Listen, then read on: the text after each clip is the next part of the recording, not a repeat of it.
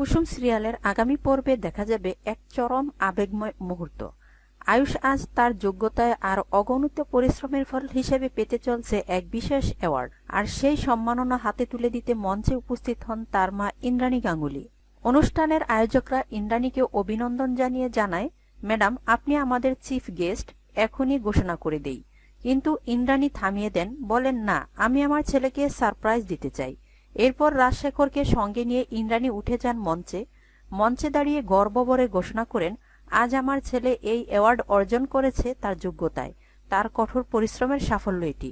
সবাই করতালি দেয়, আর সেই আবেগময় মুহূর্তে ইন্দ্রাণী নিজের হাতেই আয়ুষের হাতে তুলে দেন অ্যাওয়ার্ড। কিন্তু এখানেই শুরু হয় আসল নাটক। ঠিক সেই সময় প্রজেক্টরে দেখানো হয় কিসের জন্য এই অ্যাওয়ার্ড দেওয়া হচ্ছে তার ভিডিও প্রতিবেদন। ভিডিওটি দেখেই থমকে যান ইন্দ্রাণী। তার চোখ লাল হয়ে ওঠে, গর্বের জায়গায় দখল করে নেয় রাগ আর হতাশা। তিনি রাজশেখরকে বলেন, রাজ, এখান থেকে এখনই চলো। আয়ুষ দৌড়ে এসে বলে, মা, তুমি আমার কথা অনন্ত একবার শোনো। কিন্তু ইন্দ্রাণী কোনো কথা না শুনেই অনুষ্ঠান ছেড়ে বেরিয়ে যান। এই দৃশ্য দূর থেকে দেখে কুসুম নিজের মনেই বলে, আমি এই বয়টাই পেয়েছিলাম, পথ দেখাও ঠাকুর। আগামী পর্বে জমে যাবে মা ছেলের এই ভুল বুঝাবুঝি। কি দর্শক, দূর হবে কি মা ছেলের এই ভুল বুঝাবুঝি, নাকি শুরু হবে নতুন জ্বর? সব প্রশ্নের উত্তর মিলবে পরবর্তী এপিসোডেই। ভিডিওটি দেখতে হলে আমার চ্যানেলটিকে সাবস্ক্রাইব করে নিন, আর ভিডিওটি ভালো লাগলে অবশ্যই একটি লাইক দিবেন। শেষ পর্যন্ত দেখার জন্য অসংখ্য ধন্যবাদ।